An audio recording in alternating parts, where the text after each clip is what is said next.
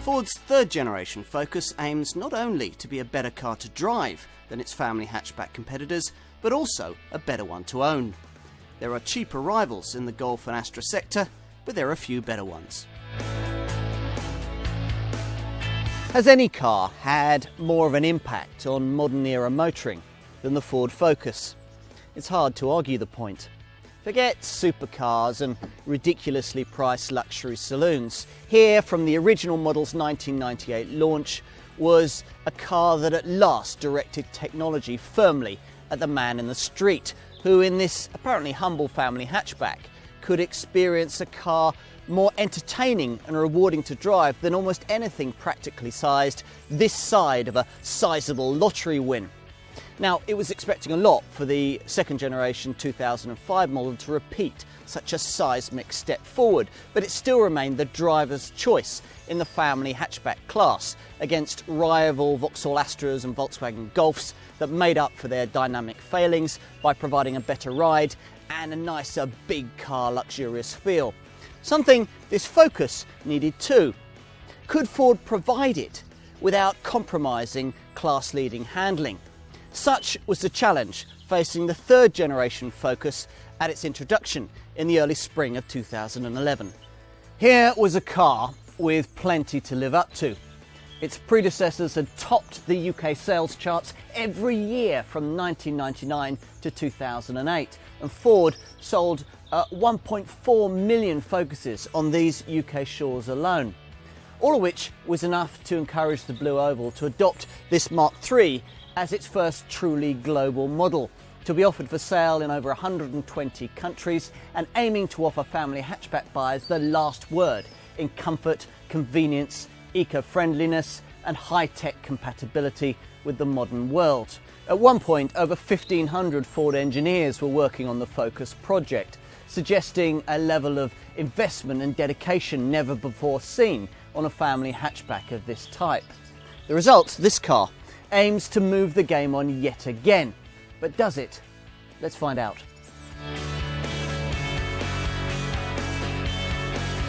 So, fire the engine, move off, and what's it like? Well, more responsive than any other current family hatchback you'll have driven is the answer. Like Ford's larger Mondeo, this is one of those cars that you get in and drive and it just feels right, even over the first 100 yards. It's the driving position, the response you get through the steering wheel from the surprisingly feelsome electric power steering, and in particular, the way the car feels when you turn into bends. Cornering is something you're going to especially enjoy doing in this Mark III Focus, thanks to the superb body control, aided by a body which itself is 15% stiffer in this generation version. But the real aid that makes this car so effective when you're going through a twisty secondary road is the standard torque vectoring system. Now, I won't go into the technicalities of it, but effectively all that happens is that the car lightly, automatically just dabs the brake when you're going through a particularly tight corner. Now that sharpens the turn-in, and it also means that you can get all the power down to the tarmac where you need it. And it works. Jump out of one of these, then get into a rival Golf or Astra. If you're an enthusiastic driver, then you'll immediately notice that one of those feels dull by comparison. But then that's always been true. Where both of those cars used to make up ground on this Ford was in terms of ride and refinement, something you can enjoy every day rather than on just those odd occasions when you're in the mood to throw the car around. And it's here, in this model, that the greatest improvements have been made. Ford's engineers have retuned the clever control blade independent rear suspension to offer the kind of ride quality that would now shame many more expensive luxury cars. Yet they haven't achieved this simply by softening everything up. There's still an immediacy to everything this car does that makes you want to drive it. Now, okay, it's still not quite as alert as the original Mark I Focus, but I think most owners would gladly trade that for this car's day-to-day superiority. An option is Ford's PowerShift 6-speed dual-clutch automatic gearbox, complete with a gear stick mounted rocker switch for manual style changes that's a bit fiddly and most owners will probably ignore. But if you think that a dual clutch automatic transmission able to select your next gear automatically before you've even left the last one is high tech, then you're going to be positively astonished by the whole raft of electronic wizardry that Ford has engineered for this car. Depending on the options boxes you tick, it can automatically stop you driving into the car in front, alert you if you're drowsy, stop you veering out of your lane on the motorway, alert you if there's someone in your blind spot when you're overtaking, read and display speed limit signs as you pass them, and even automatically dip your headlights for you at night. And there's much, much more. And under the bonnet, well, perhaps inevitably, the more interesting engines lie at the pricier end of the range. The 1.6 litre 150 PS petrol EcoBoost Turbo combines impressive efficiency with rapid performance. Rest to 60 occupying 8.6 seconds on the way to a top speed of 130 miles an hour. Ford has also upped the stakes in the diesel market too, with now not one but two choices at 2 litre TDCI level. A 163 PS unit joining the existing 140 PS variant. And that 163 PS range topper gets from rest to 60 in 8.6 seconds on the way to a top speed of 135 miles an hour. But what about the engines that most Focus customers will actually end up buying? Well, they're nearly all 1.6s.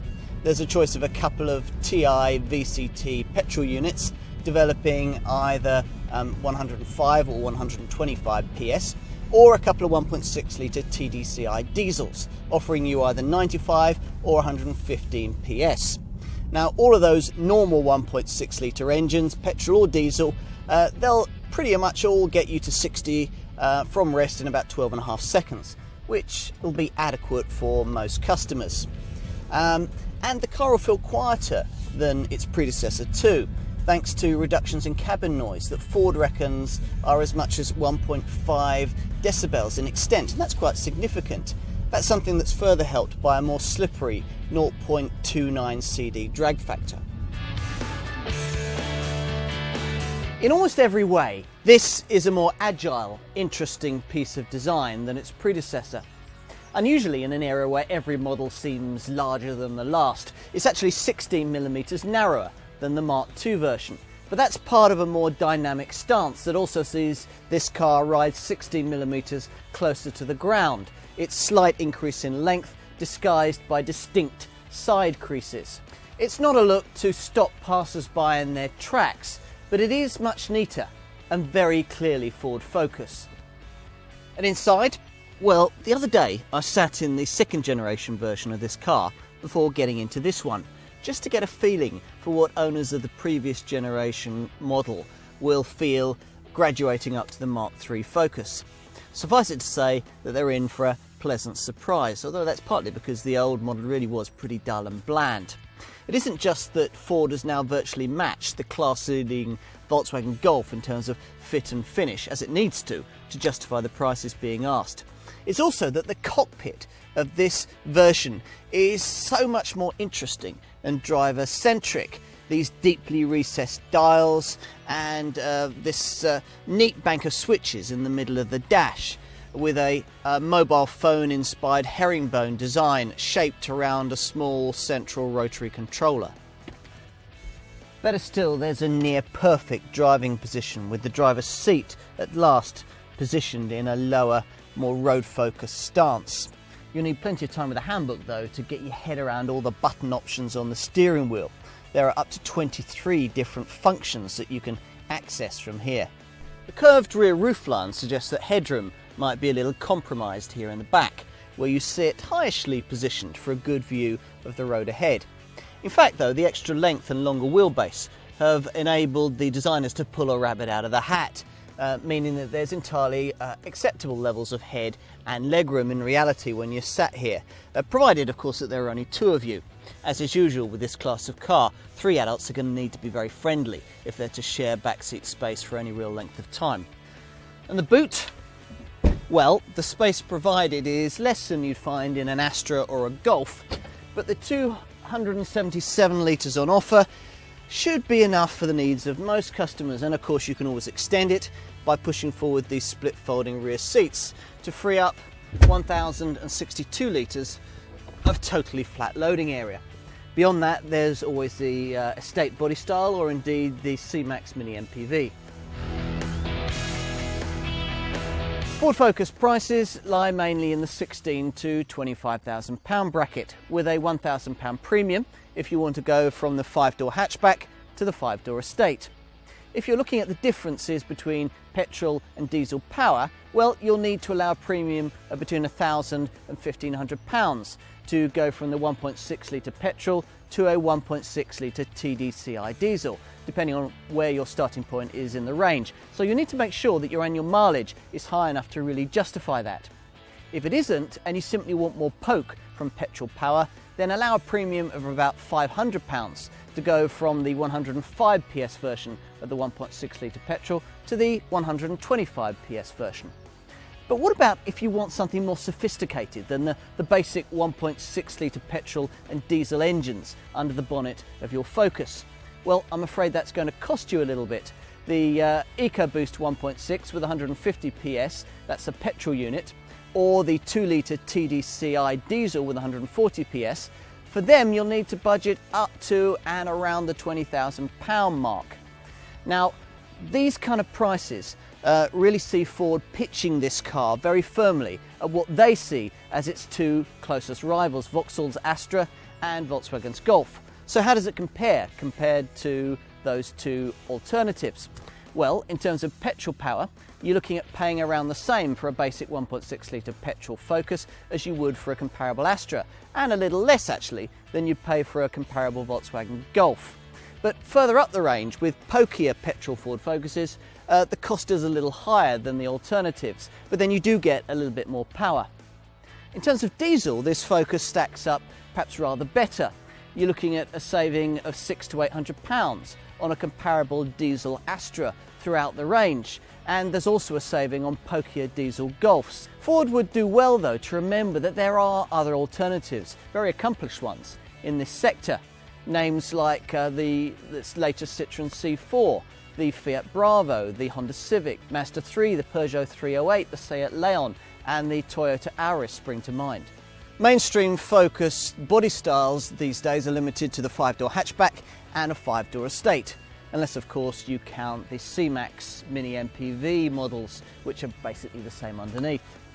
Now, whichever Focus model you choose, it's highly likely, like this car, to have a 1.6 litre engine under the bonnet. Units of this kind of size are all over the place in the Focus range, with petrol people choosing between 105 and 125 PS 1.6s, plus further up the range a very high-tech EcoBoost 1.6, which can develop up to 180 PS, but which you're more likely to find in the UK in 150 PS guise. Diesel drivers get their TDCi 1.6s with either 95 or 115 PS. If that's not enough, there are also two 2 litre TDCi units developing either 140 or 163 PS. Those in search of ultimate power from their Focus though can ask their dealer about the 5-door ST hot hatch model, beneath the bonnet of which Ford's engineers have somehow shoehorned a 250 PS 2 litre EcoBoost turbocharged engine. Now, whichever model you choose, you'll find all the features needful for 21st century family hatchback motoring, plus quite a few more. Standard kit across the range includes air conditioning, a trip computer, remote central locking, electric windows and mirrors, plus a decent quality CD stereo with DAB digital radio and USB plus Bluetooth connectivity. But it goes further than that. That's just the start.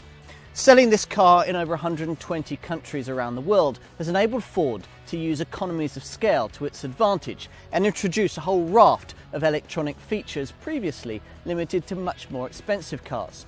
Now, most of these are on the options list, but grouping them together into packages has enabled the Blue Oval to make them relatively affordable. Now, first up is the driver assistance pack. It uses a forward-facing digital camera mounted up here just above the rearview mirror, and it's able to scan the road ahead and vibrate the steering wheel if you unintentionally veer out of your lane on a highway. It also incorporates a lane keeping aid that can even steer the car back into the lane if you don't respond. Now, the same technology is also able to monitor your road movements and detect whether you're getting drowsy, and if so, flash warnings at you to stop for refreshment. The same camera is also used to detect road speed limit signs and display them on the dash as you pass them, and it can even detect oncoming motorists at night and automatically dip your full beam for you. Other relatively affordable extra cost technology includes active park assist, which can self-steer your car into really tight spaces. There's also adaptive cruise control, which uses a radar system to keep you a safe distance from the car in front on the highway. There's a speed limiter to stop you unintentionally going over the speed limit, and a blind spot information system to stop you dangerously pulling out to overtake another car on the highway. Now, much of this is about safety, of course. Another area in which Ford has brought its electronic might to bear. So, as well as the twin front, side and curtain airbags, ISOFIX child seat mountings in the back, pedestrian-friendly bonnet design and ESP stability control that you'd now hope to find in this class of car, Ford has also introduced a low-speed safety system borrowed from Volvo, which uses an infrared laser to constantly scan the road ahead for objects. Now, the system operates at speeds of under 20 miles an hour, and it's there to prevent the kind of all too frequent urban collisions. If the system detects that there's an object in front and a collision is imminent, then it'll warn the driver automatically, at the same time pre-charging the brakes. Now, if he or she doesn't respond or isn't able to, the system can automatically stop the car itself. Now, running costs are everything in this sector of the market, hence this car's fuel-saving electric power steering and clever active grille shutter, which optimises aerodynamics at the front end. Ford, you see, are determined that this car should be able to match or beat anything that its competitors can throw at it. Not quite determined enough, though, to consider an across-the-range fitment of the kind of auto stop-start system that cuts the engine when you don't need it, when you're stuck in traffic or waiting at the lights. But from launch, Ford did include that system on what they call key variants, like the 1.6-litre TDCi diesels and the 1.6-litre EcoBoost turbo petrol variant. And it makes a big difference too. The 1.6-litre TDCi diesels are able to achieve 67.3 miles to the gallon on the combined cycle and put out no more than 109 grams per kilometre of CO2. The 1.6-litre petrol EcoBoost model deserves a mention here too. This, after all, is a car that, though nearly 50% more powerful than the entry-level 105 PS 1.6-litre petrol Focus, manages to match its fuel and emissions figures almost exactly, capable of nearly 50 miles to the gallon on the combined cycle, and putting out less than 140 grams per kilometre of CO2. Now, to help everyday motorists get somewhere close to those kinds of figures, Ford includes a gear shift indicator so that you can learn to swap cogs more efficiently, and there's Ford's Eco Mode system, which aims to help drivers change their driving style and so cut fuel bills by as much as 10%. So the Focus has changed, but not beyond recognition. Though not quite as sharp as the original, it's still a fine thing to drive.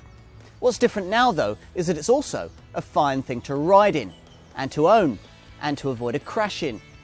If you can afford the asking prices, you'll find that here's a family hatchback that has its priorities right, a car that's grown up, yet one that also still knows how to enjoy itself. I wonder how many owners will ever discover that. Perhaps it doesn't matter. This Mark III model does, after all, no longer depend solely on handling supremacy to justify its position at the top of the sales charts. Smarter and more sensible, it is more than ever number one for a reason.